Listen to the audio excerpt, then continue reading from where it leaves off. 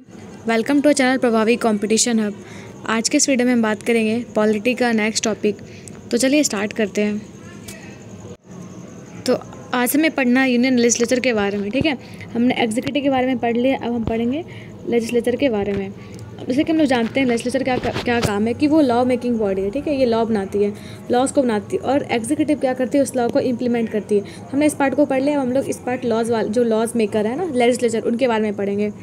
तो सबसे पहले देख लेते हैं, जो पहला हमारा जो इंट्रोडक्शन या फिर बोल सकते हैं कि पहला जो टॉपिक है वो है पार्लियामेंट। ठीक है, तो first question is what does the parliament of India consist of. तो हमारा जो पार्लियामेंट है उसमें क्या क्या होता है ना। पार्लियामेंट में पहले क्या होता है, राज्यसभा, ठीक है, लोकसभा और एक प्रेसिडेंट। ठीक है, ये तीन लोग मिलकर क्या बनाते हैं, पार्लियामेंट बनाते हैं। ठीक, प्रेसिडेंट इन दोनों के पार्ट नहीं है, मतलब ये लेकिन क्या है, पार्लियामेंट के पार्ट है। इन दोनों में से किसी का मेंबर नहीं होता प्रेसिडेंट, इनका अलग से इलेक्शन होता है। In which year were the Hindi names Rajya Sabha and Lok Sabha adopted for Council of State and House of People। तो पहले जो था ना, अभी ऐसे हम लोग लोकसभा बोलते हैं, राज्य सभा बोलते हैं, तो ये एक हिंदी वर्ड है। लेकिन पहले था ना कि राज्य सभा को क्या बोलते थे, काउंसिल ऑफ स्टेट्स, और लोकसभा को बोलते थे हाउस ऑफ पीपल। जैसा कि ब्रिटेन में बोला जाता है ना, वो वाला हम लोगों ने नाम को अडॉप्ट किया था। लेकिन इसको लोकसभा और राज्यसभा में चेंज किया गया 1954 में। ठीक है, आगे बढ़ते हैं। What is the maximum gap between the two sessions of parliament as prescribed by the constitution। तो हमारे कॉन्स्टिट्यूशन में जो लिखा गया है, ठीक है, तो जैसे कि डिफरेंट सेशंस होते हैं पार्लियामेंट में। समर सेशन है ना, विंटर सेशन। तो इस तरीके से अगर दो सेशंस है उसके बीच में कितने का मैक्सिमम गैप हो सकता है, तो 6 मंथ। इसका मतलब क्या हुआ कि एक साल में मिनिमम 2 सेशंस होना क्या है, कंपलसरी है। ठीक है, ऐसा नहीं 2 ही होते हैं, बट 2 होना कंपलसरी है। By what other names the parliamentary form of government is known as। तो पार्लियामेंट फॉर्म ऑफ गवर्नमेंट को हम लोग क्या बोलते हैं, उसको बोलते हैं वेस्टमिंस्टर मॉडल ऑफ गवर्नमेंट। क्या बोलते हैं, Westminster model of government. Which part of Indian constitution deals with matters regarding parliament. तो पार्लियामेंट में जो हमारे जो कॉन्स्टिट्यूशन है, ठीक है, उसमें 22 पार्ट्स हैं। उसमें से जो कि हम लोग 4 पार्ट्स तक हम लोग पढ़ भी चुके हैं, DPSP तक ना। 4th में क्या है, DPSP, वो भी हम लोग पढ़ चुके हैं। तो अब क्या है ना कि जो नेक्स्ट पार्ट है हमारा पार्ट 5, ठीक है, इसमें क्या है, पार्लियामेंट के बारे में, या ऐसे बोल सकते हैं कि यूनियन गवर्नमेंट के बारे में। In the constitution of India which articles deal with the organisation, composition and privileges and powers of parliament. तो पार्लियामेंट को कैसे ऑर्गेनाइज किया जाएगा, ठीक है, उसका क्या कंपोजिशन होगा, उसमें क्या क्या लोगों को प्रिविलेजेस मिलेंगे, पार्लियामेंट के लोगों के पास क्या क्या पावर्स हैं, ये कौन सा आर्टिकल में दिया हुआ है, ये आर्टिकल 79 से 122 में दिया गया है। By which British India act by cameral legislature was established in centre. तो सेंटर में बाई कैमरल लेजिस्लेचर जो है ना, एक राज्यसभा एक लोकसभा है, तो ये कौन से गवर्नमेंट ऑफ इंडिया, मतलब कौन से जगह से लिया गया है। जैसे कि हम लोग जानते हैं कि हमारा जो कॉन्स्टिट्यूशन है, ठीक है, उसका 2/3 ऑफ द पार्ट है, वो कहाँ से लिया गया, ये गवर्नमेंट ऑफ इंडिया एक्ट 1935 से लिया गया है। तो ये चीज़ भी कहाँ से लिया गया है, गवर्नमेंट ऑफ इंडिया एक्ट 1935 से। विच article of Indian constitution reads that parliament is made up of president, Lok Sabha and Rajya Sabha. तो ऐसा कौन से आर्टिकल में लिखा गया है कि पार्लियामेंट जो है वो प्रेसिडेंट, लोकसभा और राज्यसभा से कंसिस्ट है। तो ये लिखा हुआ है कि इसमें आर्टिकल 79 में। ऐसे बोलते हैं कि आर्टिकल 79 में क्या है, पार्लियामेंट, ठीक है, ये फिर 80 में क्या है, राज्यसभा, और 81 में क्या है, लोकसभा। ठीक है, ये भी आपको ध्यान रखना है। Which pattern of parliamentary did Indian constitution maker rely upon. तो इंडिया में जो हमारा पार्लियामेंट्री फॉर्म ऑफ गवर्नमेंट तो है, लेकिन ये किस टाइप का है, कि ये है ब्रिटिश पार्लियामेंट्री पैटर्न। मीन्स जैसा कि ब्रिटेन में सिस्टम चलता है वैसा वाला पार्लियामेंट्री सिस्टम हमारे यहाँ पे। ठीक है, तो जैसे कि प्रेसिडेंट है, तो ब्रिटेन में क्या होते हैं, मोनार्क होते हैं प्रेसिडेंट के बदले। मीन्स हमारा जो इंडिया है वो क्या, एक रिपब्लिक है, लेकिन ये एक रिपब्लिक नहीं है, लेकिन सारा सिस्टम जो है वो इन्हीं की तरह है, ब्रिटिश की तरह। ठीक है, what is the major advantage of parliamentary form of government. तो हमारा जो पार्लियामेंट्री फॉर्म ऑफ गवर्नमेंट, उसका क्या एडवांटेज है, इसमें क्या होता है ना कि गवर्नमेंट जो होती है वो रिस्पॉन्सिबल गवर्नमेंट होती है, क्योंकि वो क्या होती है, इलेक्टेड होती है ना। गवर्नमेंट इलेक्ट करते हैं लोग, वहाँ पे उस रिप्रेजेंटेटिव से होते हैं हमारे, वहाँ पे लोकसभा में बैठे हुए रहते हैं। ठीक है, तो लॉ मेकिंग ये जो बॉडी है, ठीक है, लॉ मेकिंग जो बॉडी है वो अच्छे से काम करती है, वो पीपल के लिए क्या है, रिस्पॉन्सिबल है। आगे हमारा टॉपिक है राज्यसभा। ठीक है, राज्यसभा क्या है, पार्लियामेंट का एक पार्ट है। इसके लिए आर्टिकल कौन सा है, आर्टिकल 80। ठीक है, which act establish the second chamber of the parliament of India. तो हमारे जो कॉन्स्टिट्यूशन है, ठीक है, उसमें सेकेंड चैम्बर जो है, या फिर इसको बोल सकते हैं अपर हाउस, राज्यसभा का जो कॉन्स्टिट्यूशन हुआ, ठीक है, राज्यसभा जो बना, उसके कौन से एक्ट इसके लिए रिस्पॉन्सिबल है। तो इसके लिए रिस्पॉन्सिबल है government of India act 1919, government of India act 1919। Which act provided the system of directly elected members for the Rajya Sabha. तो राज्यसभा में जो मतलब कौन सा सिस्टम है ना, कौन सा एक्ट है जिसके तहत क्या हुआ कि जो मेंबर्स होंगे राज्यसभा के वो क्या होंगे, डायरेक्टली इलेक्टेड होंगे। कैसे डायरेक्टली इलेक्टेड? वैसे 12 नॉमिनेटेड मेंबर्स भी होते हैं जो प्रेसिडेंट नॉमिनेट करते हैं बाय ऐसे फील्ड ऑफ आर्ट, है ना, आर्ट, एजुकेशन, स्पोर्ट्स। तो इस तरीके से वो मतलब किस अपॉइंट कर सकते हैं 12 पीपल को, ठीक है। इनको हम लोग बोलते हैं कौन, नॉमिनेटेड, ठीक है। लेकिन बाकी जो मेंबर्स होते हैं वो क्या होते हैं, वो होते हैं क्या, इलेक्टेड, ठीक है। तो ये कौन से एक्ट से लिया गया, ये लिया हुआ गवर्नमेंट ऑफ इंडिया एक्ट 1935 से। In which year was the first sitting of Rajya Sabha held? तो पहला सिटिंग जो हुआ था राज्यसभा का वो कब हुआ था, वो 1952 में हुआ था, ठीक है, 1952 में। In which house the presiding officer is not the member of the house? तो कौन से हाउस में ऐसा है कि जैसे कि लोकसभा है और राज्यसभा में यहाँ पे क्या होता है, स्पीकर होते हैं, ठीक है। और स्पीकर जो होते हैं, जो जितने भी एमपीज़ होते हैं उसमें से ही एक का मतलब इलेक्ट किया जाता है, एक एमपी को इलेक्ट किया जाता है, किसके लिए, स्पीकर पोस्ट के लिए। लेकिन यहाँ पे राज्यसभा में क्या होता है कि वो जो चेयरमैन होता है ना, वो खुद राज्यसभा के मेंबर नहीं होते हैं, और वो कौन होते हैं, वो वाइस प्रेसिडेंट होते हैं, ठीक है। और वाइस प्रेसिडेंट क्या होते हैं, ex officio chairman of Rajya Sabha, ठीक है। तो राज्यसभा में ऐसा है कि जो मेंबर हैं, जो प्रिसाइडिंग ऑफिसर है, वो खुद उस हाउस के मेंबर नहीं है राज्यसभा के, ठीक है।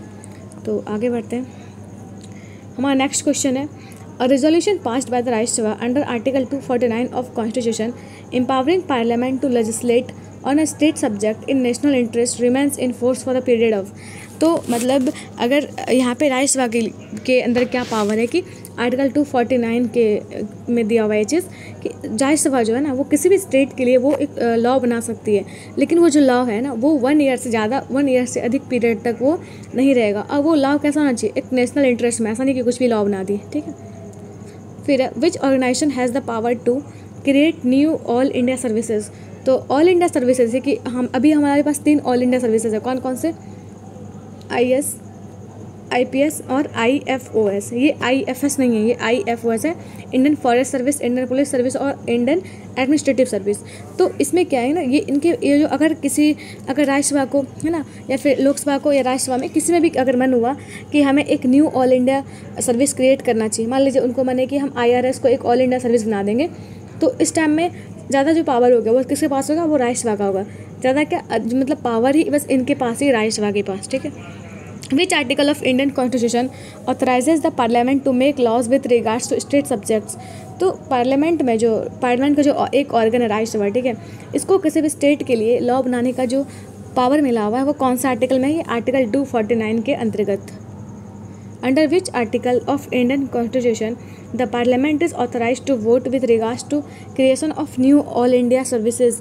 तो इसमें कौन से आर्टिकल में ऐसा लिखा गया है कि अगर कोई भी अगर मतलब राज्यसभा है ना, कोई एक न्यू ऑल इंडिया सर्विस अगर ये मतलब बनाती है, तो उसमें जितने भी मेंबर्स हैं, है ना, लोकसभा के, उसको एसेंट देना होगा। तो ये आर्टिकल 312 में लिखा गया है। For how long an ordinary bill passed bye Lok Sabha can be stopped bye Rajya Sabha? तो अगर कोई बिल है ना, कोई बिल अगर लोकसभा अगर पास करती है, ठीक है, यहाँ पे पास हो गया और यहाँ ये गया राज्यसभा में, ठीक है, तो राज्यसभा जो है ना, वो उस पर कुछ रिस्पॉन्स नहीं दे सकती है, लेकिन कब तक, 6 मंथ तक मैक्सिमम, ठीक है, ये डेडलाइन है 6 मंथ का। With regards to different bills in which case Rajya Sabha has limited power? तो जैसे कि ऐसे तो हम लोग जानते हैं कि राज्यसभा और लोकसभा को मोर और लेस इक्वली पावर्स हैं, लेकिन कौन से मैटर में राज्यसभा को ज़्यादा पावर नहीं है, मीन्स बहुत लिमिटेड पावर है, तो ये मनी बिल के केस में, क्योंकि मनी बिल राज्यसभा में इनिशिएट नहीं हो सकता है, ठीक है। मनी बिल कोई सा बिल मनी बिल होगा या नहीं, ये डिसाइड करने वाले कौन है, स्पीकर, जो कहाँ के मेंबर होते हैं, लोकसभा के, ठीक है। तो पैसों से रिलेटेड जो भी चीज़ होगा उसमें लोकसभा को ज़्यादा पावर होगा। Which house of parliament does not have the power to amend और रिजेक्ट द मनी बिल? तो कौन से हाउस के पास बिल को, मनी बिल को अमेंड करने का, मतलब उसमें चेंज लाने का या फिर मनी बिल को रिजेक्ट करने का भी पावर नहीं है, यह राज्यसभा, ठीक है। इसके पास पावर नहीं है कि हम किसी भी मनी बिल को रोक लें, ठीक है, या फिर उसको रिजेक्ट कर दें, तो ये पावर नहीं है राज्यसभा के पास। On which demand Rajya Sabha has no right to vote? तो कौन से डिमांड में राज्यसभा का कोई राइट नहीं है कि वो वोट करे, तो डिमांड ऑन ग्रांट्स, ठीक है, डिमांड ऑन ग्रांट्स। ये यूपीएससी में पूछा है क्वेश्चन है, ठीक है, 2015 का क्वेश्चन, तो ये बहुत इंपॉर्टेंट है। Within how many days the Rajya Sabha has to pass the money bill and return it to the Lok Sabha? तो राज्यसभा का ना ये कितना डेडलाइन है कि वो कितने दिनों तक कोई भी मनी बिल को रख सकती है मैक्सिमम, तो ये मैक्सिमम 14 डेज तक ही वो रख सकती है राज्यसभा किसी भी मनी बिल को। In which context the Rajya Sabha has the same power as the Lok Sabha? तो लोकसभा के और राज्यसभा का जो पावर है वो इक्वल है किस केस में, अगर कॉन्स्टिट्यूशन को अमेंड करना है, ठीक है, उसमें कुछ चेंज लाना है, तो उसमें राज्यसभा को और लोकसभा को दोनों को सेम ही पावर है। ये तो क्या करेंगे, सब लोकसभा वाले सारा लॉ ही बदल देंगे, ठीक है। फिर composition and election of Rajya Sabha, तो मतलब राज्यसभा में जो लोग हैं उनका इलेक्शन कैसे होता है, कैसे राज्यसभा बना हुआ है, कैसे कॉन्स्टिट्यूटेड है, इसके बारे में पढ़ेंगे। पहला क्वेश्चन है इसमें, which article in the constitution provides for the composition of Rajya Sabha, मतलब राज्यसभा किस तरीके से कंपोज हो, जैसे कि लिखा हुआ है ना कि राज्यसभा में मतलब मैक्सिमम कितने मेंबर हो सकते हैं, तो 250, ठीक है। और उसमें तो वो ये चीज़ कहाँ पे लिखा गया है, आर्टिकल 80 में लिखा गया है, और आर्टिकल 80 में ही क्या राज्यसभा के बारे में लिखा गया है, और 79 में क्या लिखा है, पार्लियामेंट के बारे में।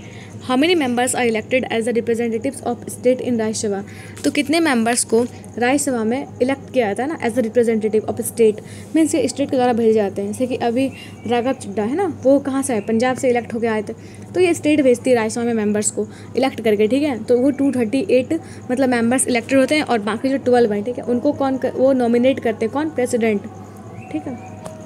आगे बढ़ते हैं।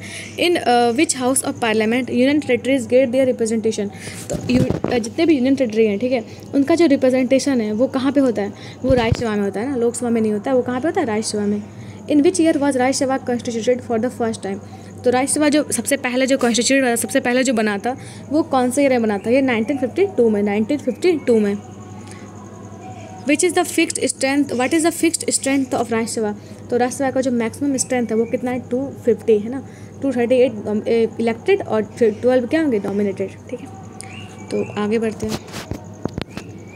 फिर हमारा which schedule of the constitution provides for the allocation of seats in Rajya Sabha, तो राज्यसभा में सीट्स का एलोकेशन कैसे हुआ, कौन से स्टेट से कितने मेंबर्स आएंगे, ये कौन से मतलब आर्टिकल, ये कौन से शेड्यूल में लिखा गया है, ये 4th शेड्यूल में लिखा गया है। How many members in the Rajya Sabha are nominated by the president of India, तो प्रेसिडेंट ऑफ इंडिया जो है वो कितने मेंबर्स को नॉमिनेट करते हैं पार्लियामेंट में, या पार्लियामेंट के एक ऑर्गन राज्यसभा में, तो ये 12 मेंबर्स हैं, ठीक है। Representation of states in council of state is based upon, तो अब किसी भी स्टेट के कितने मेंबर्स वहाँ पे जाएंगे राज्यसभा में, ठीक है, एज अ मेंबर, तो ये किस पे डिपेंड करता है कि उस स्टेट की पॉपुलेशन कितनी ज़्यादा है, ठीक है। तो जितना ज़्यादा पॉपुलेशन होगा उतना ज़्यादा मेंबर्स होंगे, इस वजह से राज्यसभा की सीट जो सबसे ज़्यादा किस में है, यूपी में, यूपी स्टेट का सबसे ज़्यादा सीट है राज्यसभा में। Who elects the member of council of state, तो काउंसिल ऑफ स्टेट के जो मेंबर है, काउंसिल ऑफ स्टेट किसको बोलते हैं, राज्यसभा को ही काउंसिल ऑफ स्टेट बोलते हैं, ठीक है। तो काउंसिल ऑफ स्टेट के जो मेंबर है वो कौन इलेक्ट करते हैं, वो करते हैं member of legislative assembly of the states. Who was the first actress to be nominated to the Rajya Sabha, तो पहली एक्ट्रेस जो कि राज्यसभा में नॉमिनेट हुई थी वो कौन थी, वो थे नरगिस दत्त, और ये पहली एक्टर भी थी जो जिनको क्या मिला था, पद्मश्री मिला था, ठीक है, जो कि क्या इंडिया का 4th हाईएस्ट ऑनर है आफ्टर भारत रत्न, पद्म विभूषण और पद्म भूषण, ठीक है। तो आपको ये सभी ध्यान रखना है। What is the minimum age limit for the membership of Rajya Sabha, तो राज्यसभा का मेंबर बनने के लिए मिनिमम आपकी एज कितनी होनी चाहिए, 30 ईयर्स, ठीक है, और प्रेसिडेंट बनने के लिए 35 years. Which article lays down the qualification of member of parliament of the constitution, तो अगर जैसे कि अगर किसी भी पर्सन को मेंबर ऑफ पार्लियामेंट बनना है, मीन्स राज्यसभा या लोकसभा किसी भी एक का मेंबर बनना है, उसके लिए क्या क्या क्वालिफिकेशन चाहिए होगा, ये किस में दिया गया, ये दिया गया आर्टिकल 84 में, आर्टिकल 84। ओथ और affirmation for Rajya Sabha is provided under which schedule of the constitution, तो ओथ है ना, शपथ या फिर जो भी डिक्लेरेशन करेंगे मेंबर्स, तो वो कौन से शेड्यूल में लिखा गया कॉन्स्टिट्यूशन के, जैसे हम जानते हैं हमारे कॉन्स्टिट्यूशन में कितने शेड्यूल्स हैं, 12, ठीक है, तो ये कौन से शेड्यूल में लिखा गया, 3rd शेड्यूल में, थर्ड है ना। What is the tenure of members of council of state, तो जो भी काउंसिल ऑफ स्टेट्स होते हैं, मीन्स राज्यसभा के जो मेंबर्स हैं, ठीक है, उनका जो मतलब टाइम पीरियड होता है वो कितने साल का होता है, वो होता है 6 ईयर्स का, मीन्स हर 2 साल पे 1/3 ऑफ द मेंबर्स क्या होते हैं, वहाँ से रिटायर होते हैं। लेकिन ये राज्यसभा जो है वो कभी भी डिसॉल्व नहीं होता है, मीन्स एक साथ कभी भी सारे मेंबर्स का जो रिप्रेजेंटेशन है जो वो कभी भी खत्म नहीं हुआ, क्योंकि वो हमेशा तो 1/3 ही मतलब रिटायर हो रहे हैं एक साल में, ठीक है। फिर है how many members of the Rajya Sabha retire after every 2 years, तो हर 2 साल के बाद कितने मेंबर्स रिटायर होते हैं, तो वो 1/3 ऑफ इट्स मेंबर्स हर 2 साल के बाद रिटायर होते हैं। Rajya Sabha is called as parliament house because, अब देखिए परमानेंट हाउस मतलब राज्यसभा को हम लोग परमानेंट हाउस बोलते हैं। राज्यसभा क्या है, एक परमानेंट हाउस है, क्यों, इसका रीज़न क्या है, ये कभी भी डिसॉल्व नहीं हो सकता ना, it can not be dissolved. Which is the which is the power that is enlisted with the council of state. तो कौन सा जो पावर, एक्सक्लूसिव पावर जो राज्यसभा को मिला हुआ है वो क्या है? उनके पास एक्सक्लूसिव पावर ये है कि जितने भी ऑल इंडिया सर्विसेज हैं वो राज्यसभा ही बस क्रिएट कर सकती है, ठीक है।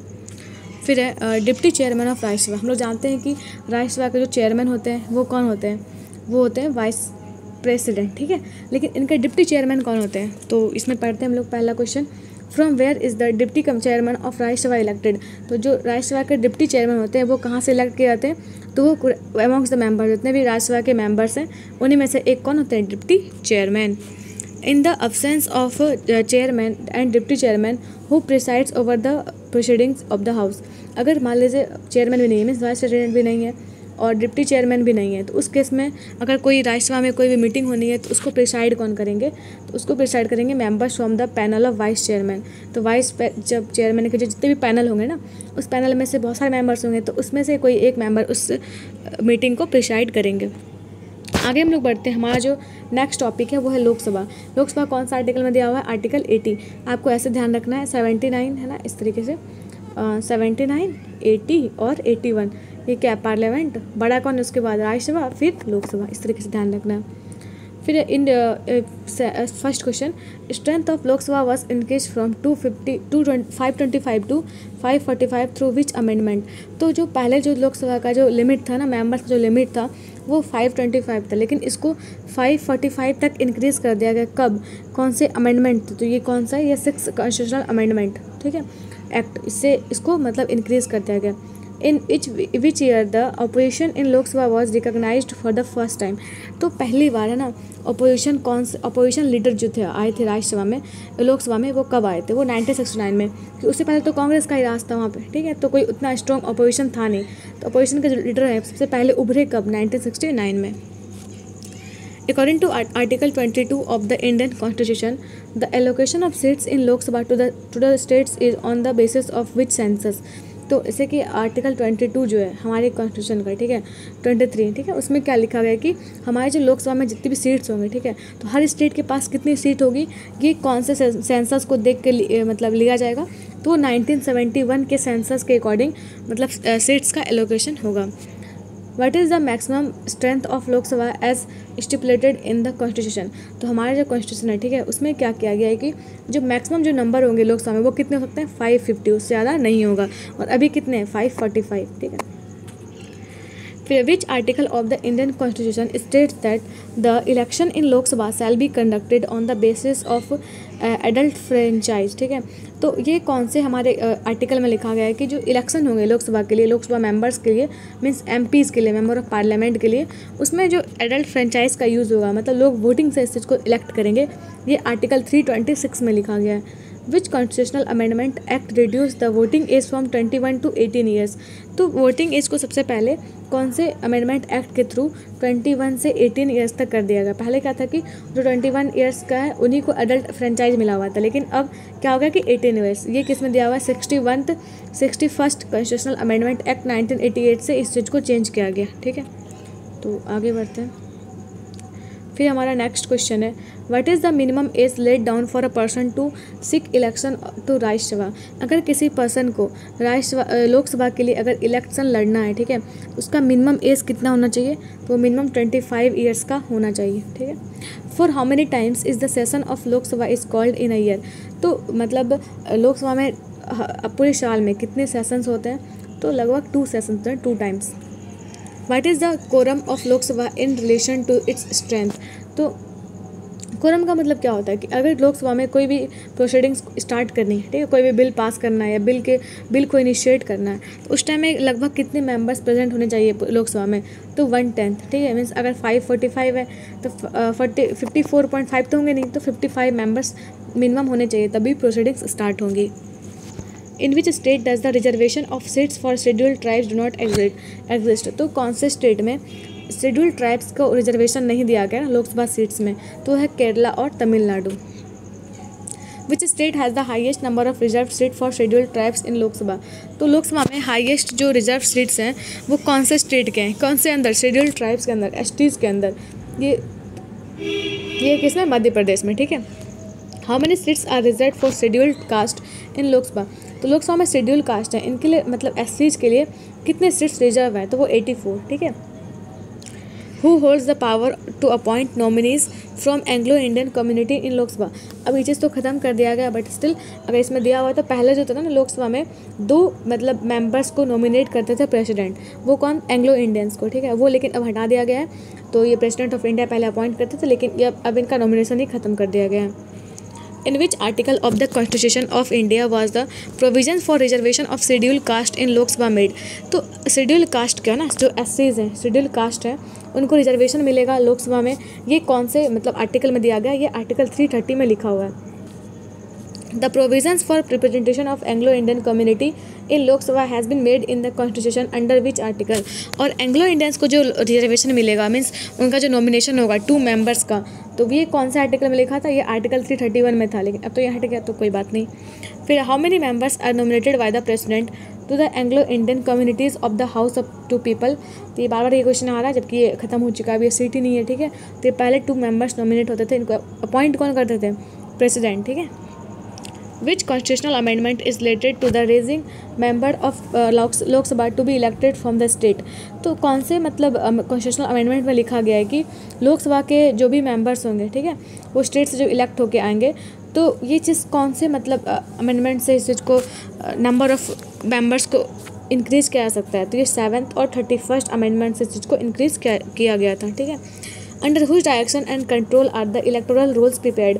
तो जो भी इलेक्शंस के जो भी रूल्स होते हैं, ठीक है, ये सब जो भी या फिर कौन मतलब उसका जो मतलब कौन कौन से ऑफिसर्स होंगे उसमें, ठीक है, तो ये सब जो भी करता है ना, ये प्रोटोकॉल्स कौन बनाते हैं, तो ये बनाता है इलेक्शन कमीशन ऑफ इंडिया, ठीक है, election commission of India, ECI। When does the candidate of Lok Sabha poll loses his security amount? तो मतलब जैसे कि जब कोई भी आदमी को अगर लोकसभा में अगर इलेक्शन लड़ना है, ठीक है, तो कुछ पैसे एज अ सिक्योरिटी डिपॉजिट करना होता है इलेक्शन कमीशन ऑफ इंडिया को। अगर मतलब उसको कितना मिनिमम वोट चाहिए ताकि वो जो भी पैसा मतलब उन्होंने जमा कराया था वो उनको रिसीव हो जाए, ठीक है, वो मतलब वो कितना वोट होना चाहिए उनके पास, तो more than 1/6 of the vote अगर रहेगा, अगर उनका आ जाता है more than 1/6 of the vote, ठीक है, तो वो क्या होंगे मतलब उस क्षेत्र के अगर 1/6 उनको वोट मिल जाता है तो वो अपना सिक्योरिटी अमाउंट लूज़ कर जाएंगे। अगर उससे कम आता है तो उनको सिक्योरिटी अमाउंट वापस मिल जाएगा। Which act of Indian constitution froze the allocation of seats in Lok Sabha? तो कौन से अमेंडमेंट एक्ट से है ना, तो जितने भी लोकसभा में सीट्स का जो एलोकेशन है उसको फ्रीज कर दिया गया था, तो 42nd अमेंडमेंट एक्ट 1976 से, क्योंकि अभी सेंसस यूज कौन सा होता है 1971 वाला, तो इस टाइम में इसको फ्रीज कर दिया गया था कि इसी सेंसस को हम यूज़ करेंगे सीट्स को एलोकेट करने के लिए, ना वो चेंज होगा ना वो सीट्स बढ़ेंगी। The state-wise allocation of seats in Lok Sabha is based on 1971 census. Up to which year does this remain intact? तो 1971 में जो भी मतलब सीट्स एलोकेट हुए हैं पर स्टेट को, वो कब तक रहेंगे एज इट इज़, वो 2026 तक एज इट इज़ रहेंगे, इसके बाद ही वो चेंज हो सकते हैं, ठीक है। अभी 2023 ही है, तो अभी तो 3 साल तो पक्का चेंज नहीं होगा, इस इलेक्शन में तो बिल्कुल नहीं होगा, ठीक है। What can be the maximum representation from the union territories in Lok Sabha? तो लोकसभा में यूनियन टेरिटरीज से कितने रिप्रेजेंटेशन हो सकते हैं, तो 20, ठीक है, 20 रिप्रेजेंटेशन ही हो सकता है लोकसभा में यूनियन टेरिटरीज से, यूटीज से, ठीक है। By which methods can sitting of house of the people can be terminated? तो अगर मतलब सिटिंग हाउस में कोई प्रोसीडिंग चल रही है, अगर कोई सिटिंग चल रहा है तो उसमें कौन से मेथड से उस सिटिंग को है ना डिस्पर्स किया जा सकता है, उसको टर्मिनेट किया जा सकता है, तो बाय एडजॉर्नमेंट, बाय प्रोरोगेशन और डिसोल्यूशन, ठीक है। Who is the authorise to prorogue the session of the house of the people? तो अगर हाउस को प्रोरोग करना है, ठीक है, हाउस को अगर बीच में रोकना है, प्रोसीडिंग्स को अगर रोकना है, तो सेशन को रोकना है, तो उस टाइम में इसको रोकेगा कौन? कोई भी जाके नहीं रोक देगा, वो कौन रोकेंगे? प्रेसिडेंट, ना, the president of India. Which state और यूटीज़ हैव ओनली 1 सीट इन लोकसभा? तो कौन से स्टेट और या फिर यूटी को सिर्फ लोकसभा में एक ही सीट है, वो है नागालैंड, सिक्किम और मिजोरम। इसका रीज़न क्या है? यहाँ पे पॉपुलेशन कम है, जितना अधिक पॉपुलेशन कम उतना अधिक सीट्स कम, जितना अधिक पॉपुलेशन ज़्यादा उतना अधिक सीट्स, ठीक है। What is the maximum expenditure limit for parliamentary elections of the constituency? तो अगर किसी भी पर्सन को पार्लियामेंट्री इलेक्शंस लड़ना है, मीन्स एमपीज़ के लिए अगर इलेक्शन लड़ना है, तो मैक्सिमम कितना पैसा खर्च कर सकता है अपने इलेक्शन में? तो 70 लाख, तो 70 लाख खर्च करना है, ठीक है। आपको तो बताइए कितना खर्च होता है, ठीक है। तो आगे बढ़ते हैं। In which year the first general election of Lok Sabha was held in? तो पहला जो जनरल इलेक्शन हुआ था मतलब लोकसभा के मेंबर्स को चुनने के लिए, है ना, वहाँ पे मेंबर्स को इलेक्ट करने के लिए, तो ये कब हुआ था? 1952 में, 1952 में। विच is the largest Lok Sabha constituency by area wise. तो एरिया वाइज जो लार्जेस्ट कॉन्स्टिट्यूंसी है वो कौन सा है, तो वो है लद्दाख का, ठीक है, लद्दाख का, जो कि अब क्या बन चुका है, यूटी बन चुका है। The election of the Lok Sabha basis for of which system. तो लोकसभा में जो इलेक्शन होता है, ठीक है, उसमें कौन सा मतलब सिस्टम यूज होता है इलेक्शन का, मतलब first past the post system, मतलब जिसको सबसे अधिक वोट मिलेगा वही क्या होगा, विनर होगा। A seat of MP can be held vacant if he absents himself from the house for the continuous period of how many months। तो अगर कोई MP, ठीक है, वो कंटिन्यूस कितने टाइम तक नहीं आएगा, जिससे कि क्या होगा कि उसका जो सीट है वो वैकेंट कर दिया जाएगा, उसको डिस्क्वालीफाई कर दिया जाएगा। तो अगर कोई पर्सन 2 मंथ तक नहीं आता है कोई भी MPs, तो वो क्या होगा, अपने सीट से डिस्क्वालीफाई कर दिया जाएगा। Which state sends the largest number of members in Lok Sabha. तो लोकसभा में सबसे अधिक जो मेंबर्स आते हैं वो कहाँ के जाते हैं, उत्तर प्रदेश के। रीज़न इज़ वहाँ की पॉपुलेशन ज़्यादा है, तो वहाँ के मेंबर्स भी, उनको सीट से ज़्यादा मिला हुआ है उत्तर प्रदेश को। Which state stand second and third in the representation of members in Lok Sabha. UP तो फर्स्ट पे आ गया, सेकंड पे कौन आता है, महाराष्ट्र, मेंबर्स को भेजने में लोकसभा में। उसके बाद कौन है, West Bengal. How many Lok Sabha seats are allocated to the state of Rajasthan. तो राजस्थान में कितने लोकसभा सीट्स एलोकेट किए गए हैं, तो 25 है, 25। Who is the leader of Lok Sabha. तो लोकसभा के लीडर कौन होते हैं, prime minister. Reason behind this is कि जो भी लोकसभा में जिस पार्टी को भी मेजोरिटी मिला होगा, ठीक है, उसके सबसे अधिक मेंबर्स होंगे। जब मेंबर्स उसके सबसे अधिक होंगे तो लीडर कौन होंगे, प्राइम मिनिस्टर, क्योंकि ये क्या है, मेजोरिटी पार्टी के लीडर होते हैं मैक्सिमम टाइम, प्राइम मिनिस्टर जो बनते हैं। Who determines the salaries and allowances of the member of either house of the parliament। तो जो दोनों हाउस है, राज्यसभा और लोकसभा, ठीक है, उनको क्या सैलरीज मिलेगी, उनका क्या मतलब प्रिविलेजेस मिलेंगे, ये कौन डिसाइड करते हैं, या फिर उनको इंक्रीज़ करना है तो वो कौन करेगा, पार्लियामेंट, ठीक है, कौन, parliament. To which house are the council of minister responsible. तो काउंसिल ऑफ मिनिस्टर्स जो हैं, जो भी मतलब कैबिनेट मिनिस्टर्स होते हैं, ठीक है, वो कौन से किसको रिस्पॉन्सिबल होते हैं, वो लोकसभा के रिस्पॉन्सिबल होते हैं, क्योंकि वो है तो मेंबर लोकसभा के ही ना, बस वो मिनिस्टर बना दिए गए, कैबिनेट मिनिस्टर बना दिए गए, ठीक है, तो वो रिस्पॉन्सिबल होते हैं किसको, कलेक्टिवली वो लोकसभा को रिस्पॉन्सिबल होते हैं। आगे हमारा टॉपिक है ड्यूरेशन ऑफ लोकसभा, ठीक है। फिर हमारा है लोकसभा का ड्यूरेशन कितना होता है, ठीक है। तो पहला क्वेश्चन है what is the duration of Lok Sabha. तो लोकसभा का ड्यूरेशन कितना होता है, कितने टाइम पीरियड तक लोकसभा का के मेंबर्स का मतलब वो पोस्ट होता है, तो वो 5 ईयर्स तक, ठीक है। विच when can the term of Lok Sabha be extended. तो लोकसभा का जो टर्म है वो तो 5 ईयर्स का होता है, लेकिन इसको कब एक्सटेंड किया जा सकता है, तो ये 1 ईयर के लिए एक्सटेंड किया जा सकता है ड्यूरिंग इमरजेंसी। जब इमरजेंसी अगर कंट्री में लग जाए, नेशनल इमरजेंसी, तो उस टाइम में क्या होगा कि इसके टर्म को 1 ईयर तक एक्सटेंड कर दिया जाएगा। The tenure of which Lok Sabha was for 4 years. तो कौन से लोकसभा का जो टेन्योर था, कौन से लोकसभा का जो पीरियड था, वो क्या था कि 6 ईयर्स का था, 5 ईयर्स की जगह पे। तो 5th लोकसभा का, जो कि 1971 से 77 तक चला था। इसी टाइम में क्या हुआ था, इंदिरा गांधी जी ने इमरजेंसी लगाया था। आगे हमारा टॉपिक है डिप्टी स्पीकर ऑफ लोकसभा, ठीक है। The first question, who elect the speaker of Lok Sabha. तो लोकसभा के स्पीकर्स को कौन इलेक्ट करता है, तो all members of the Lok Sabha, वो इलेक्ट करते हैं किसको, लोकसभा के स्पीकर को। Which authority of the union legislature does not take oath of the office. तो कौन से अथॉरिटी हैं लेजिस्लेचर के, ठीक है, जो कि ओथ नहीं लेते हैं, ओथ ऑफ द ऑफिस, मतलब स्पीकर पोस्ट पे जो है वो उस चीज़ का ओथ नहीं लेते हैं, ये स्पीकर है, ठीक है, speaker. To whom does speaker of Lok Sabha submit his resignation to.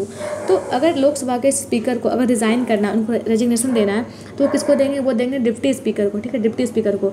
अगर डिप्टी स्पीकर को रिजाइन करना है तो वो किसको देंगे, वो देंगे स्पीकर को, ठीक है, vice versa. When does the speaker make the use of his casting vote.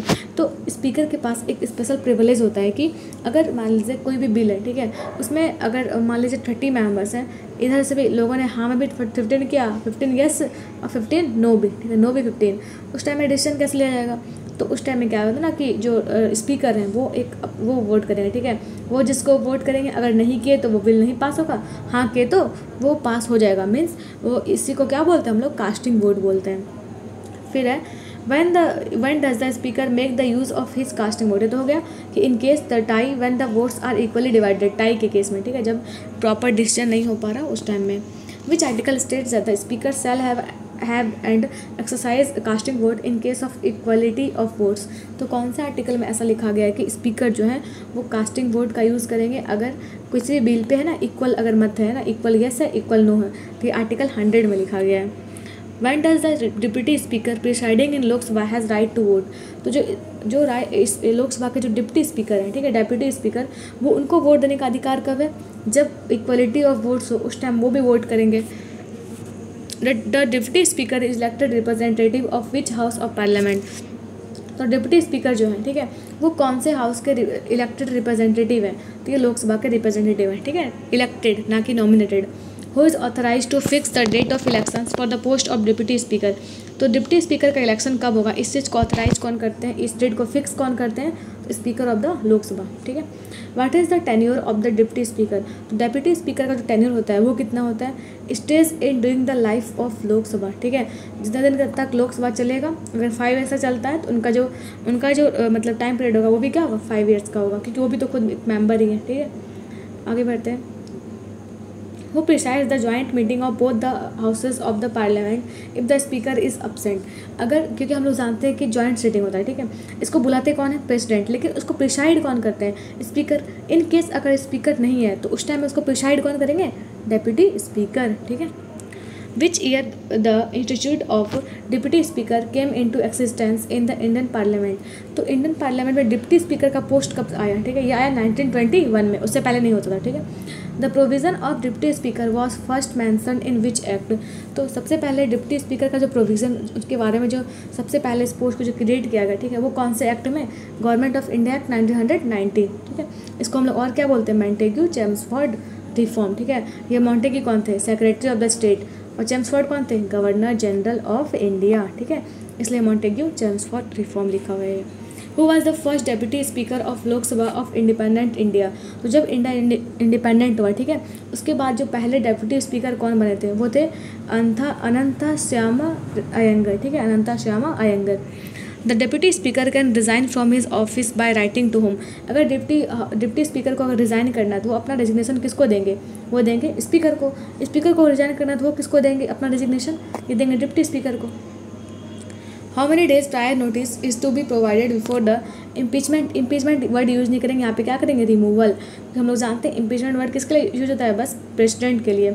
तो removal of deputy speaker can be passed इन लोकसभा, तो लोकसभा में मतलब अगर किसी भी डिप्टी स्पीकर को अगर हटाना है, ठीक है, तो उसके पहले 14 डेज़ पहले क्या करना पड़ेगा, हमको डिप्टी स्पीकर को इन्फॉर्म करना पड़ेगा कि हम है ना आपके लिए कुछ मतलब इम्पीचमेंट ला रहे हैं या रिमूवल का प्रोसेस ला रहे हैं, बिल ला रहे हैं उसके लिए, तो ये 14 डेज़ का डेडलाइन होता है। What type of majority is required to give effect to the removal of deputy speaker, अगर डिप्टी स्पीकर को रिमूव करना है उस टाइम में किस टाइप का मेजोरिटी चाहिए होगा, उस टाइम चाहिए होगा सिंपल मेजोरिटी। अगर ये हमको प्रेसिडेंट को अगर इम्पीच करना है, ठीक है, प्रेसिडेंट को अपने पोस्ट हटाना है, उस टाइम में क्या चाहिए होगा हमको, स्पेशल मेजोरिटी, ठीक है, special majority. Which bill is certified by the speaker, तो स्पीकर कोई बिल अगर वो मनी बिल है या नहीं, इसको सर्टिफाई कौन करेंगे, वो करेंगे स्पीकर, है ना, कौन से बिल को, मनी बिल को, ठीक है। Under which article the speaker is authorise to certify the money bill, तो स्पीकर को कौन से आर्टिकल में ऐसा मिला हुआ है, पावर मिला हुआ है कि वो मनी बिल को सर्टिफाई करेंगे, उसको अप्रूव करेंगे, ये आर्टिकल 110 में लिखा हुआ है।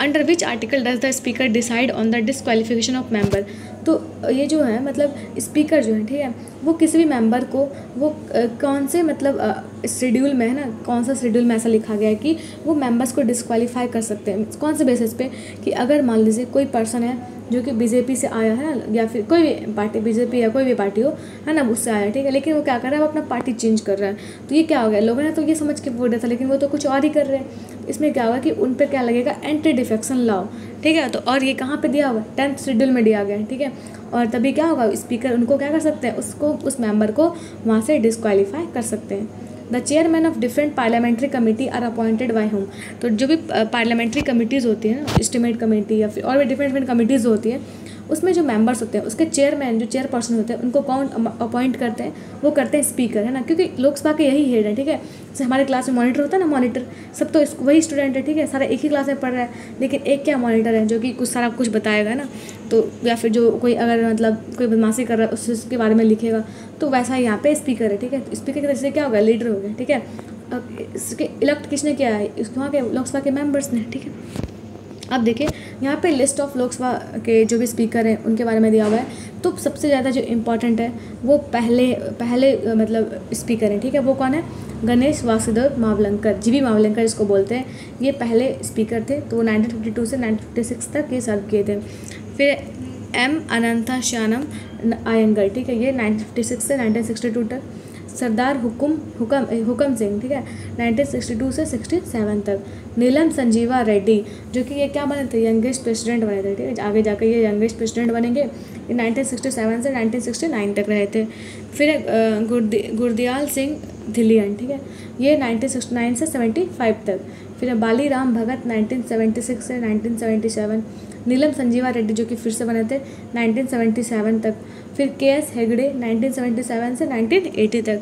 बालराम जाकर 1980 से 1989। रवि रॉय ये 1989 से 1991। शिवराज वी पाटिल 1991 से 1996। PS संगमा 1996 से 1998। GMC बालायोगी 1998 से 2002 तक। मनोहर गजानन जोशी ये 2002 से 2004 तक। सोमनाथ चटर्जी 2004 से 2009 तक। MS मीरा कुमार, ठीक है, मतलब मिसेस मीरा कुमार, ये 2009 से 2014 तक। फिर सुमित्रा महाजन ये 2014 से 2019 तक। फिर ओम बिरला जी जो कि 2019 से लेके अब तक यही है, ठीक है। तो आगे बढ़ते हैं। अब हम लोग पढ़ेंगे प्रोटेम स्पीकर के बारे में। Who is generally appointed as a protem speaker. तो प्रोटेम स्पीकर किसको अपॉइंट किया जाता है, तो लोकसभा के जो सीनियर मोस्ट मेंबर होते हैं, ठीक है, तो वो जो मतलब जैसे कि लोकसभा बने हैं, ठीक है, लोकसभा के अभी जो मेंबर्स मान लीजिए इलेक्ट हुए हैं, उसमें सबसे ज़्यादा सीनियर जो मेंबर हैं वही क्या बनते हैं, प्रोटेम स्पीकर बनते हैं, ठीक है। What is the function of the protem speaker. तो प्रोटेम स्पीकर का क्या फंक्शन होता है, देखिए जैसे कि अभी लोकसभा मान लीजिए कि अभी मतलब बनाई है, ठीक है, अभी स्पीकर का इलेक्शन नहीं हुआ है, तो जो पहला प्रोसीडिंग होगा, ठीक है, वो उसको कौन कंडक्ट कराएंगे, उनको कंडक्ट कराएंगे प्रोटेम स्पीकर, ठीक है, वो ही क्या करेंगे, सारे मेंबर्स को ओथ दिलाएंगे, और वो कौन होंगे, senior most member of the Lok Sabha. आगे हमारा टॉपिक है leader of opposition and whip, ठीक है। Under which act did the leader of opposition was given recognition. तो कौन से आर्टिकल के अंदर या कौन से अमेंडमेंट के अंदर है ना, कौन से एक्ट के अंदर जो अपोजिशन के लीडर होते हैं, ठीक है, उनको रिकॉग्नाइज किया जाता है। तो salary allowances of leaders of opposition in the parliament act 1977 से, इससे मतलब लीडर ऑफ अपोजिशन को मतलब रिकॉग्निशन दिया जाने लगा। What is the minimum number of seats required for the member to be leader of opposition. अगर किसी भी पार्टी को अपोजिशन पार्टी बनना है, ठीक है, तो उसके पास लगभग कितने मेंबर्स होने चाहिए, तो उसके पास लगभग 1/10 ऑफ द मेंबर होना चाहिए हाउस का, तभी वो क्या होंगे, वहाँ पे स्पीकर का उनको दर्जा मिलेगा। To provide constructive criticism of policies of government is the main function of. तो अगर कोई गवर्नमेंट अगर पॉलिसी बना रही है वो सही है या नहीं, ठीक है, वो मतलब ये डिसाइड ये नहीं करेंगे, बट वो गवर्नमेंट जो है वो सही पॉलिसी लाए, इसके लिए मतलब दबाव रहेगा एक तरीके से, जो भी गवर्नमेंट चला रही है ना, जो भी मेजोरिटी पार्टी है, तो वो दबाव डालेगा कौन, लीडर ऑफ अपोजिशन, जो अपोजिशन पार्टी के लीडर होंगे। वो अपॉइंट्स द व्हीप।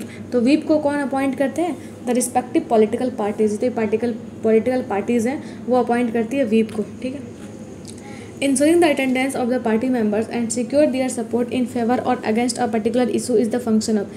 तो अगर मतलब जो भी मेंबर्स आए हैं या नहीं आए, ठीक है, उनका अटेंडेंस लगाना, मैं उस टाइप का नहीं, मतलब अटेंडेंस मतलब कोई आए हैं, ठीक है, नहीं आए, कौन अटेंड कर रहा है नहीं, इस चीज़ का रेगुलर चेक रखना है, ठीक है। और कोई भी अगर बिल है उसको पास करना है, फिर उस इशू में को जो भी फेवर करना है, सपोर्ट करना है, ठीक है, या फिर उसके अगेंस्ट जाना है, तो ये किसका काम होता है, ये होता है व्हीप का काम, ठीक है, ये भी अपॉइंट किए जाते हैं। आगे बढ़ते हैं। Powers, privileges and immunities of members of parliament. तो मेंबर ऑफ पार्लियामेंट को क्या क्या प्रिविलेजेस मिलते हैं, इसके बारे में पढ़ते हैं। Which article deals with the privileges and immunities of members of parliament under the constitution of India.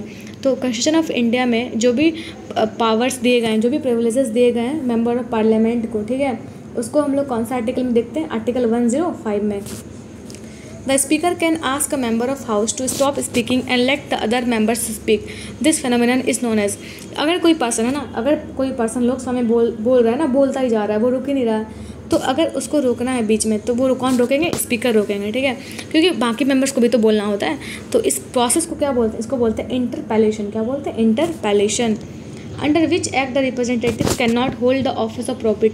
तो हम लोग जानते हैं कि अगर किसी पर्सन को मेंबर ऑफ पार्लियामेंट अगर बनना है ना, अगर MP बनना है, तो उसको कोई भी ऑफिस ऑफ प्रॉफिट होल्ड नहीं करना चाहिए, होल्ड नहीं किया होना चाहिए। तो ये कौन से एक्ट में लिखा गया है, रिप्रेजेंटेशन ऑफ पीपल्स एक्ट, इसमें लिखा गया है, RPA में। What is meant by office of profit. तो ऑफिस ऑफ प्रॉफिट का क्या मतलब है, पोस्ट अंडर द सेंट्रल और स्टेट गवर्नमेंट, मतलब बोल सकते हैं गवर्नमेंट जॉब्स, ठीक है, yield salary perks and benefits, ये होगा गवर्नमेंट सर्विस, ठीक है। Who summons the sessions of each house of parliament. तो जो जितने भी सेशन होते हैं, ठीक है, उसका जो पहला मीटिंग होता है उसको समन कौन करते हैं, तो वो करते हैं president. Who declares the house adjourned since sine die when the business of the session is complete. अगर कोई सेशन कंप्लीट हो जाता है, ठीक है, तो सेशन को एडजॉर्न मतलब खत्म कौन घोषित करते हैं, ये करते हैं स्पीकर। स्पीकर किसी भी हाउस को एडजॉर्न करते हैं। The issue the notification of for prorogation of next session. तो मतलब नेक्स्ट सेशन अगर स्टार्ट होने वाला है, ठीक है, मान लीजिए अगर समर सेशन खत्म हो गया, ठीक है, अब विंटर सेशन अगर स्टार्ट होने वाला है तो उसका मतलब नोटिफिकेशन कौन देंगे, ये देंगे प्रेसिडेंट, ठीक है। What terminates the session of the house of parliament. तो हाउस ऑफ पार्लियामेंट का जो सेशन है उसको टर्मिनेट कौन से प्रोसेस से किया जाता है, तो प्रोरोगेशन से। विच session suspends the working of the house for the specified time period. तो कौन से मतलब प्रोसेस के थ्रू, तो जो हाउस ऑफ पार्लियामेंट है ना, हाउस जो भी है लोकसभा का जो वर्किंग है उसको सस्पेंड किया जाता है, तो एडजॉर्नमेंट से। Suspension of the house for indefinite time period is the meaning of the term. तो अगर हाउस को है ना इंडेफिनिट पीरियड के लिए अगर मतलब सस्पेंड करना है तो इसके लिए कौन सा टर्म यूज़ होगा, उसको बोलेंगे एडजॉर्नमेंट साइन डाई, ठीक है। When does the session of the parliament dissolve. तो पार्लियामेंट का जो सेशन है वो कब डिजॉल्व होता है, अगर एक पीरियड टाइम पार्लियामेंट का कब डिजॉल्व होता है, after the completion of 5 years, क्योंकि इनका टाइम पीरियड ही 5 ईयर्स का होता है, ठीक। फिर आगे बढ़ते हैं। नेक्स्ट क्वेश्चन है minimum number of members required to be present in the house for the transaction of the business is the meaning of wisdom. तो मतलब मिनिमम जितने मेंबर्स सही है ना, हम लोग जानते हैं कि 1/10 ऑफ द मेंबर्स होने चाहिए प्रेजेंट, तभी क्या होगा, कोई सेशन स्टार्ट होगा। तो इसके लिए एक स्पेसिफिक वर्ड यूज होता है, ठीक है, उसको हम लोग क्या बोलते हैं, कोरम, है ना, क्या बोलते हैं, quorum. Which are the 3 sessions of parliament conducted during the year. तो एक साल में 3 सेशन होता है, तो कौन कौन सा, बजट, मानसून और विंटर, ठीक है, बजट सेशन, मानसून सेशन और विंटर सेशन। आगे बढ़ते हैं। फिर हमारा है joint sitting of the parliament. जब पार्लियामेंट में अगर मान लीजिए कोई बिल है, ठीक है, अगर वो बहुत टाइम से पास नहीं हो रहा है और है ना वो मतलब लोकसभा या राज्यसभा वाले है ना विथहेल्ड करके रखे हैं, उसमें कोई रिस्पॉन्स नहीं दे रहे हैं, तो उस टाइम प्रेसिडेंट क्या करेंगे, एक जॉइंट सिटिंग बुलाएंगे। इसमें क्या होगा, राज्यसभा के मेंबर रहेंगे और लोकसभा के मेंबर दोनों एक साथ बैठेंगे, ठीक है। तो when a bill is referred to a joint sitting of both houses of the parliament it has to be passed by. तो अगर कोई जॉइंट सिटिंग बुलाया गया प्रेसिडेंट के द्वारा, अगर सारे हाउस के लोग बैठे हैं, दोनों हाउस के, तो उस टाइम में जो बिल होगा वो कैसे पास होगा, by the simple majority of members, जो भी प्रेजेंट होंगे, ठीक है, और उसी के ऊपर क्या होगा, वोट होगा उसमें। Who presides over the joint session of both the houses of the parliament. तो अगर जो जॉइंट सेशन होता है उसको प्रिसाइड कौन करता है, उसका चेयरमैन कौन होता है, बुलाते तो प्रेसिडेंट है लेकिन उसका चेयरमैन होता है स्पीकर ऑफ द लोकसभा, है ना, स्पीकर, लोकसभा के speaker. Under which article is the provision of joint session of parliament is given.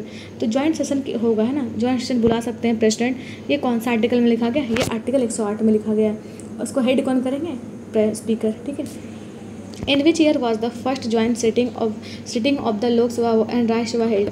तो पहला जो जॉइंट सिटिंग बुलाया गया था वो कब बुलाया गया था, 1961 में। The second joint sitting of both houses of the parliament were held regarding which bill. तो जो दूसरा जो जॉइंट सिटिंग हुआ था वो कौन से बिल पे हुआ था, banking service commission repeal bill, है ना, बैंकिंग सर्विस कमीशन को रिपील करना था, इस वजह से हुआ था। First joint meeting of both the houses of Indian parliament was held in connection with which bill. और जो पहला जॉइंट सेशन हुआ था वो किस मैटर के रिगार्डिंग हुआ था, रिगार्डिंग डोरी प्रोहिबिशन बिल, ना, दहेज को खत्म करने के लिए उस बिल पर 1960 में इस पर हुआ था, ठीक है। A deadlock between Lok Sabha and Rajya Sabha calls for a joint sitting of the parliament during the passage of which bill.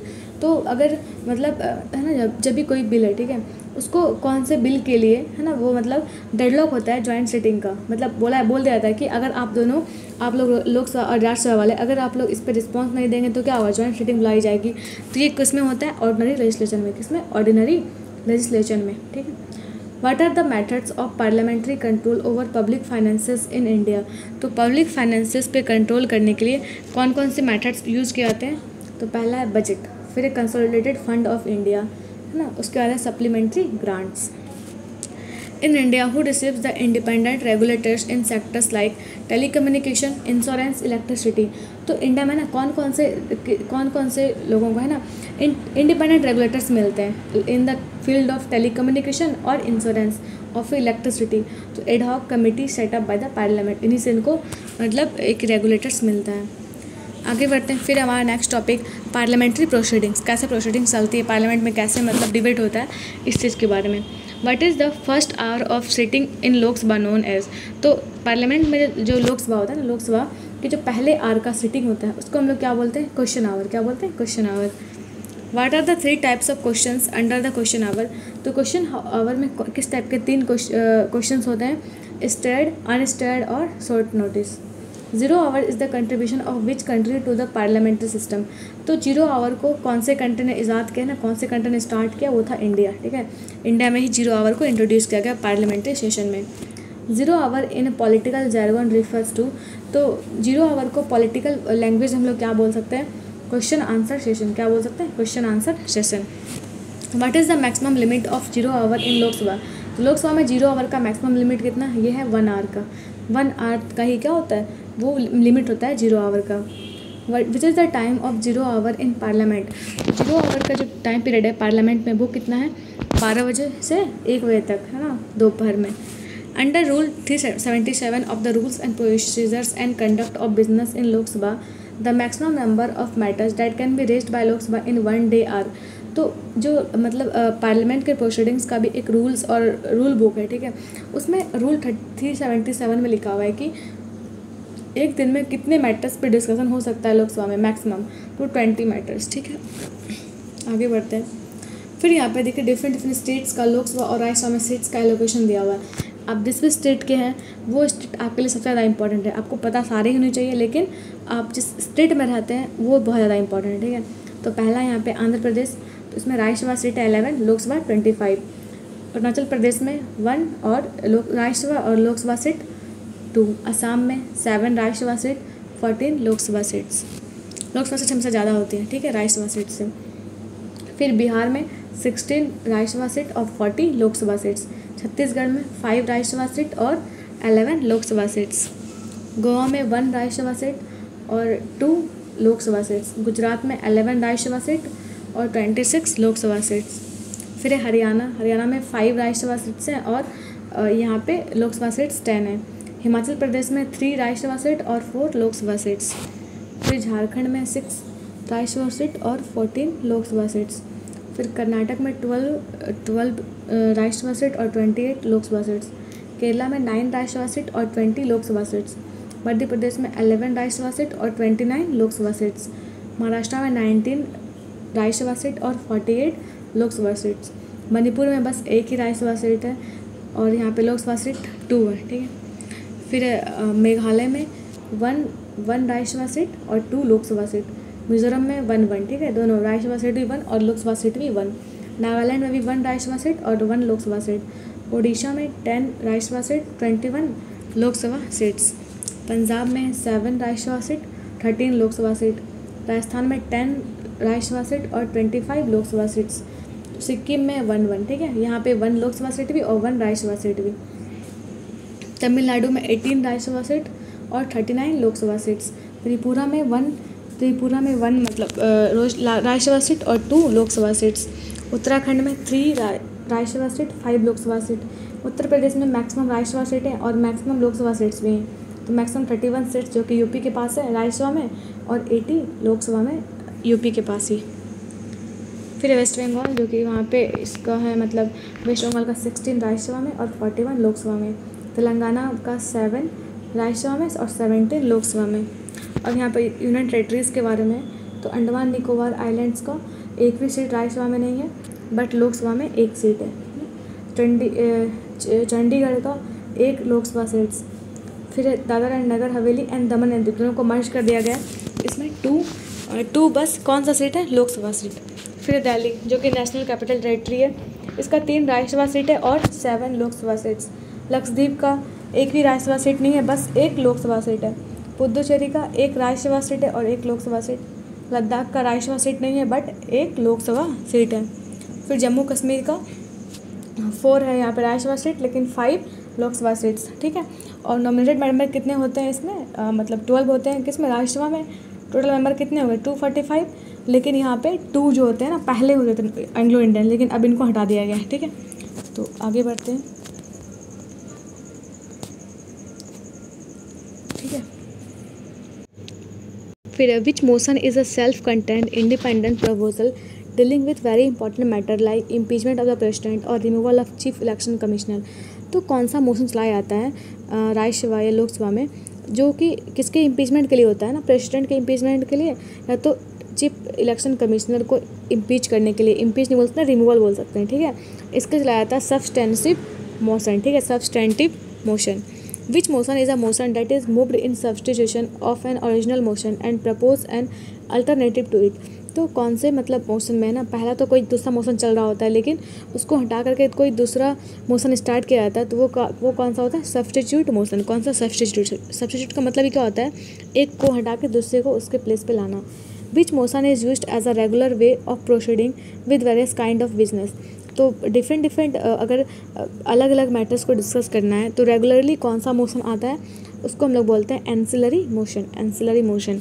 Which motion is moved in the course of debate on other issue and seeks to supersede that issue. तो कौन सा motion लाया जाता है parliament में जो कि दूसरा इशू चल रहा था उसको सुपरसीड करता है ना, उसको छोड़ करके दूसरे टॉपिक को डिस्कस किया जाने लगता है, वो क्या होता है, superseding motion. Which motion is related to the union budget. तो अगर यूनियन बजट को अगर डिस्कस करना है तो उसके लिए कौन सा मोशन आएगा, कट मोशन, ठीक है, cut motion. What is the meaning of guillotine in parliament procedure. तो पार्लियामेंट प्रोसीजर में गिलोटिन का क्या मतलब है, इसका मतलब है कि डिबेट या फिर जो बिल है ना, जो भी बिल है उसके ऊपर जो डिबेट हो रहा है उसको स्टॉप करना, ठीक है, उसका मतलब, किसका मतलब होता है ये, गिलोटिन का, ठीक है। Which motion can be raised against a minister when he or she withholds fact of a case or give distorted version of facts। तो अगर कोई मिनिस्टर है, ठीक है, वो एक ऐसा फैक्ट दे देता है जिससे कि क्या हो, मतलब वो उल्टा पुल्टा फैक्ट बोल देता है, ठीक है, कुछ भी मतलब डिस्टॉर्टेड बात बोल देता है, तो वो उस टाइम में कौन सा मोशन चलाया जाएगा, प्रिविलेज मोशन। कौन सा, privilege motion.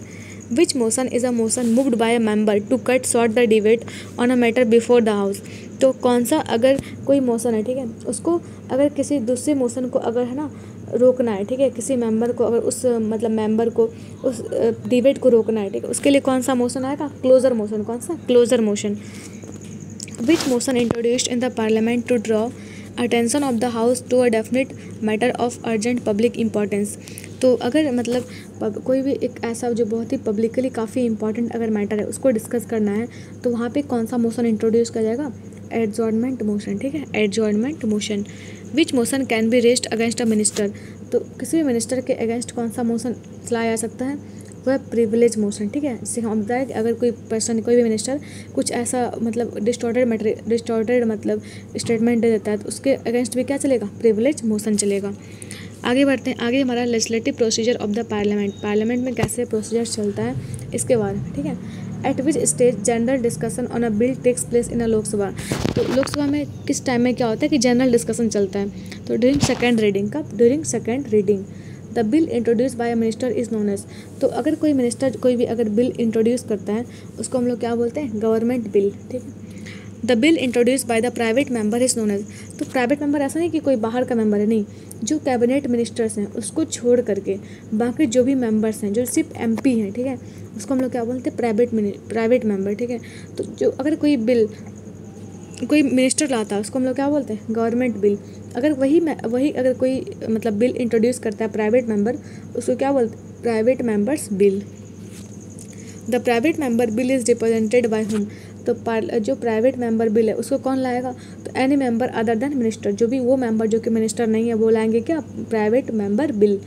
How many readings take place before passing of a bill.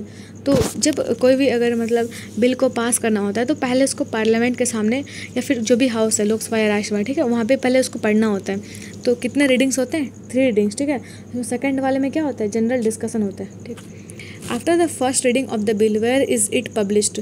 तो अगर मतलब कोई भी बिल पे है ना, अगर कोई भी बिल पे पहली रीडिंग हो चुकी है तो उसको कहाँ पे पब्लिश किया जाता है, गैजेट ऑफ इंडिया में। कहाँ पे, गैजेट ऑफ इंडिया में।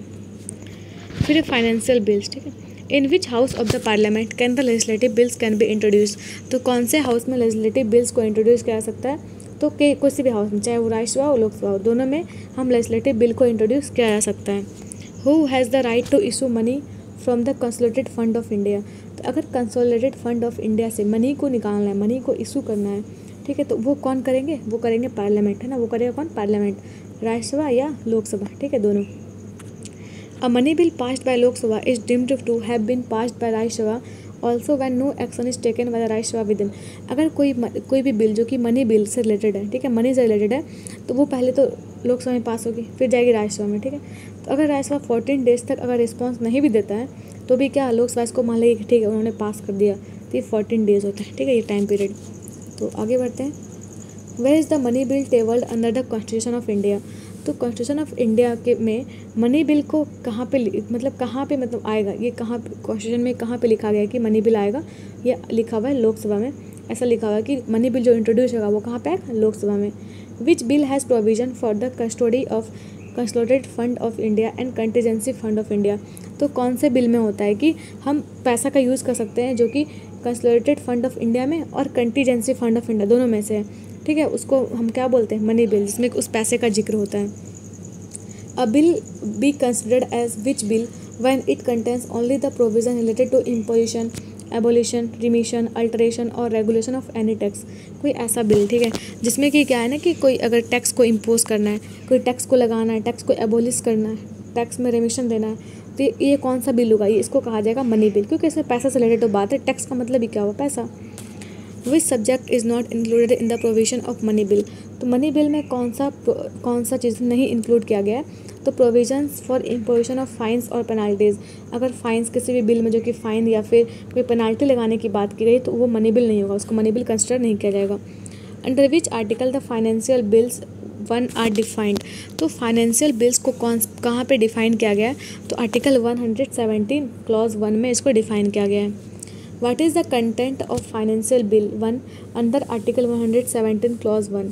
तो फाइनेंशियल बिल 1 का जो कंटेंट है, ठीक है, वो कौन सा आर्टिकल में लिखा गया है, तो मतलब जो लिखा गया आर्टिकल 117 में क्लॉज 1 में, ठीक है, लेकिन उसमें लिखा क्या गया है, all matters in article 110 and matters of general legislation in which house of parliament the financial bill can be introduced. तो फाइनेंशियल बिल जो होगा वो कौन से हाउस में आएगा, लोकसभा में, क्योंकि इसमें राज्यसभा को पावर नहीं होती है, ठीक है, किसको होती है, लोकसभा को।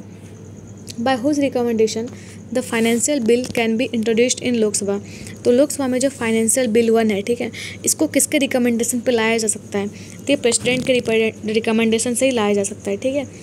Under which article the financial bills 2 are defined. तो फाइनेंशियल बिल 1 तो क्या गया डिफाइन 117 में क्लॉज 1 में, ठीक है, लेकिन फाइनेंशियल बिल 2 का जो इंट्रोड्यूस किया गया, डिफाइन किया गया, वो आर्टिकल 117 क्लॉज 3 में इंट्रोड्यूस किया गया, उसको डिफाइन किया गया है। What is the content under financial bills 2। तो फाइनेंशियल बिल्स 2 में क्या चीज़ लिखा हुआ है, provisions of expenditure from the consolidated fund of India. तो कंसोलिडेटेड फंड ऑफ इंडिया से पैसा जो खर्च होगा, ठीक है, उसके लिए क्या क्या प्रोविजंस होंगे, इसको लिखा गया है। With regards to financial bill 2 by which legislative procedure it is governed bye.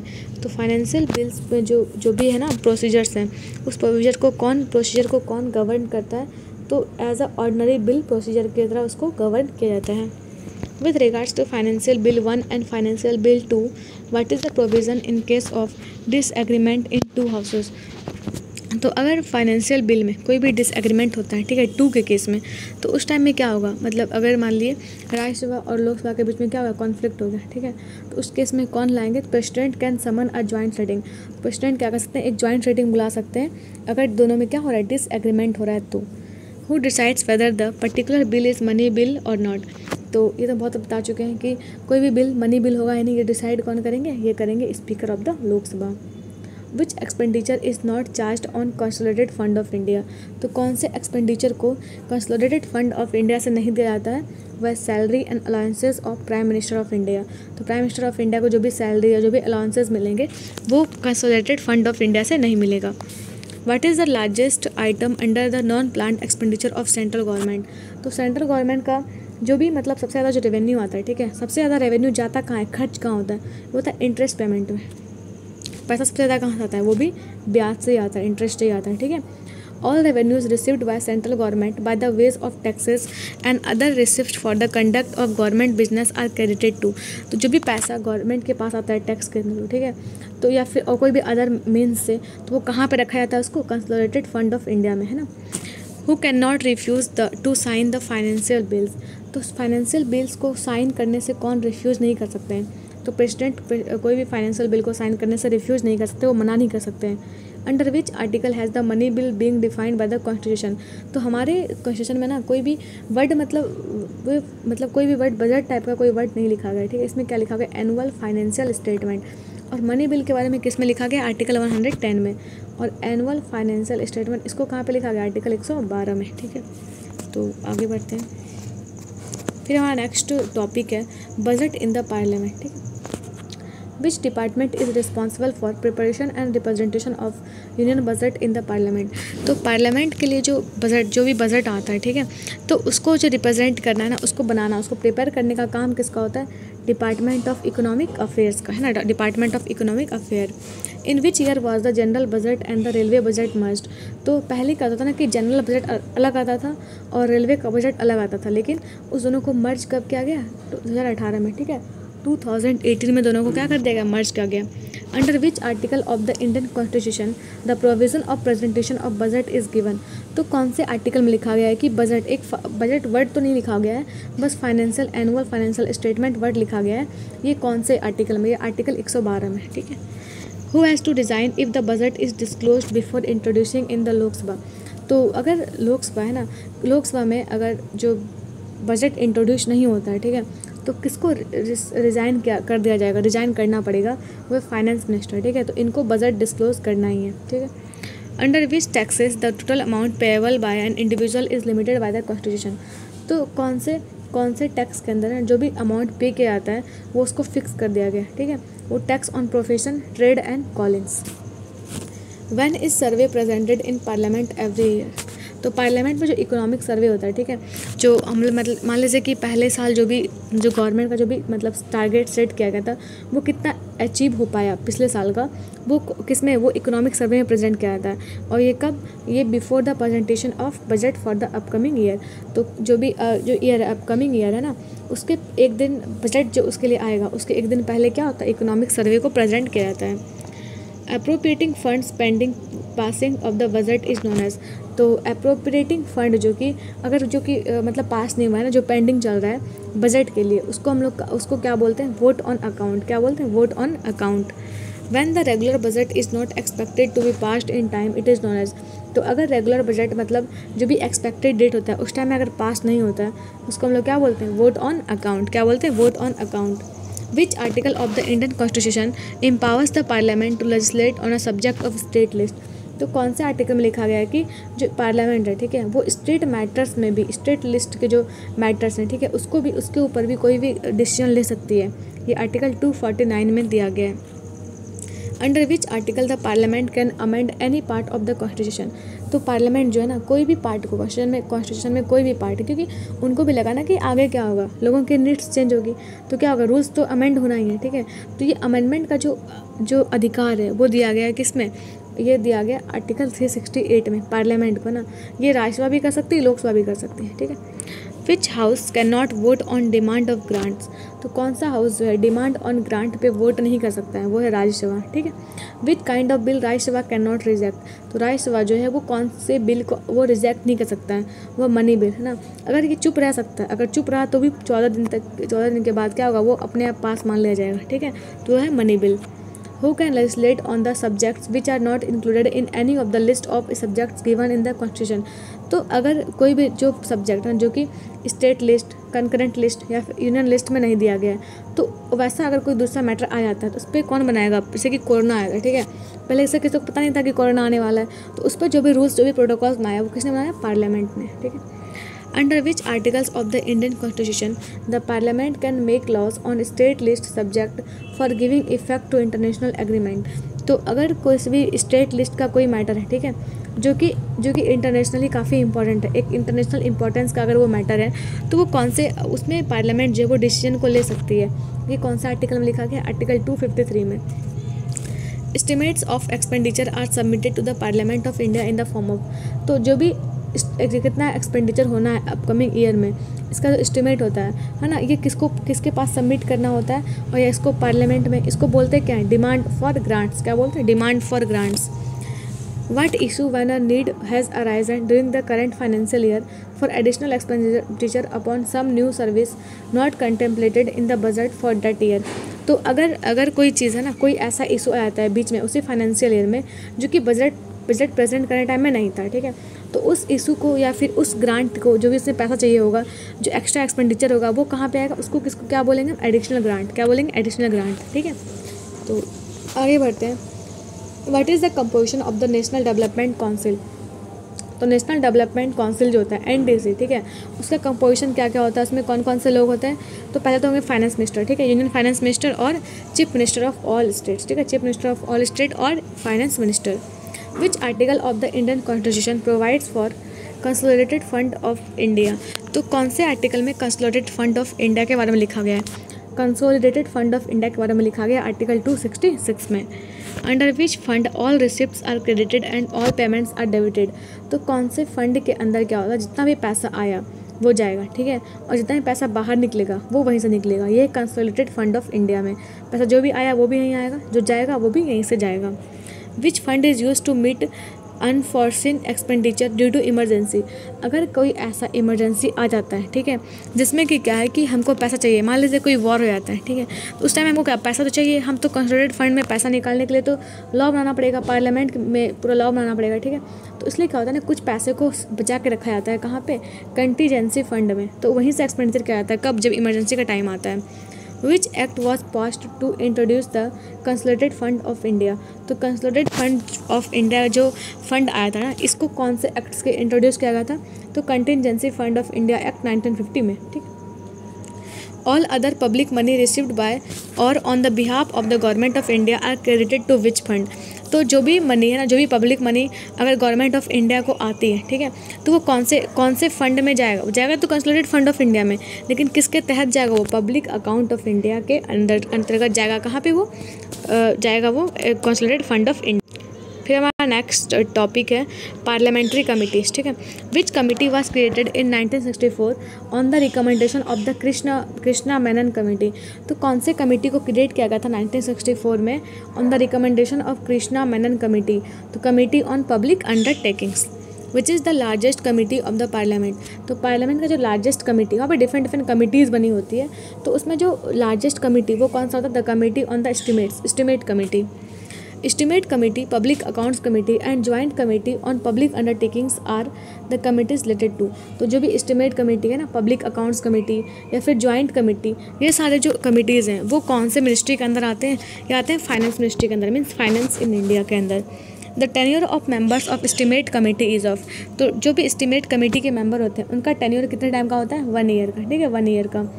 Members of standing committee of parliament are taken from Lok Sabha and Rajya Sabha in the ratio of. तो जो भी स्टैंडिंग कमेटी के जो भी मेंबर्स होंगे तो उनको लोकसभा और राज्यसभा दोनों से लिया जाता है, ठीक है, तो लेकिन पब्लिक अकाउंट्स कमेटी में सिर्फ लोकसभा के मेंबर्स होते हैं। तो इसमें जो स्टैंडिंग कमेटी में जो मेंबर्स होंगे, अगर लोकसभा के 2 मेंबर हैं तो यहाँ के राज्यसभा के कितने होंगे, 1, मीन्स 2:1 के रेशियो में लिया जाता है मेंबर्स को, कहाँ पे, स्टैंडिंग कमेटी में। फिर हमारा नेक्स्ट क्वेश्चन है, the provision of calling attention notice has restricted the scope of which motion.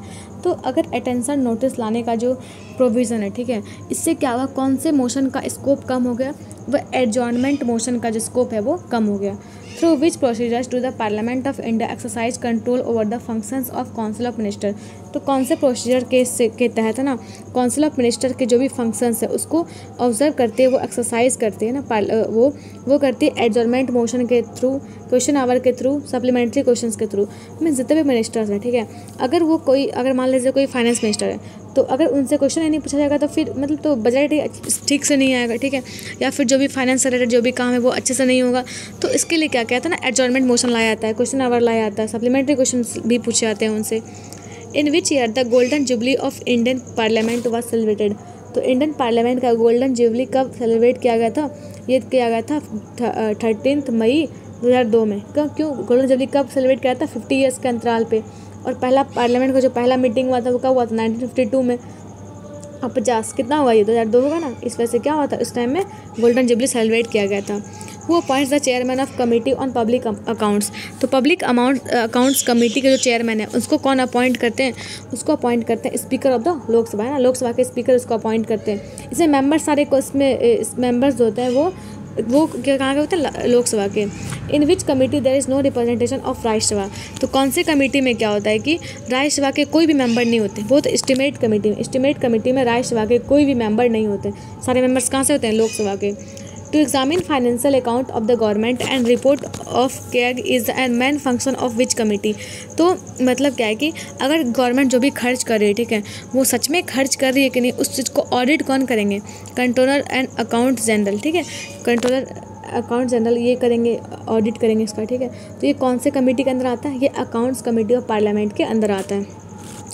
Public committee examines whose report, तो पब्लिक कमेटी जो है ना वो किसके रिपोर्ट को मतलब ऑडिट करती है, ये करती है controller and auditor general of India के रिपोर्ट को, मतलब कैग के रिपोर्ट को ये अकाउंट मतलब करती है, देखती है ना, चेक करती है, ऑडिट करती है। Who nominates the chairman of public committee of Indian parliament, तो पब्लिक अकाउंट्स कमेटी के जो चेयरमैन होते हैं उसको कौन अपॉइंट करते हैं, the speaker of the Lok Sabha. Maximum जितने भी कमिटीज़ हैं, ठीक है, सबके चेयरमैन को अपॉइंट करने का काम किसका होता है, स्पीकर ऑफ द लोकसभा का ही होता है। From which house the members are nominated for the estimate committee, तो एस्टिमेट कमेटी के जो भी मेंबर्स होंगे वो कौन से हाउस से नॉमिनेट किए आते हैं, तो लोकसभा के मेंबर्स, ठीक है, वो लोकसभा के मेंबर्स किस में आते हैं, एस्टिमेट कमेटी में। When did the department related to parliamentary standing committee made in India, तो कौन से टाइम में, कौन से ईयर में एक डिपार्टमेंट बनाया गया, किससे रिलेटेड, पार्लियामेंट्री स्टैंडिंग कमेटी से रिलेटेड, तो वो 29 मार्च 1993 को ये मतलब डिपार्टमेंट क्रिएट किया गया था, ठीक है, पार्लियामेंट्री स्टैंडिंग कमेटी, ठीक है। तो हम लोग नेक्स्ट वीडियो में पढ़ेंगे स्टेट एग्जीक्यूटिव के बारे में, क्योंकि हम लोग यूनियन एग्जीक्यूटिव पढ़ चुके हैं, हमने लेजिस्लेचर भी पढ़ लिया, अब हम लोग पढ़ेंगे स्टेट एग्जीक्यूटिव, ठीक। तो आई होप आपको समझ में आ रहा होगा, ठीक है। तो वीडियो को लाइक करिए, चैनल को सब्सक्राइब करिए and thank you so much, have a nice day.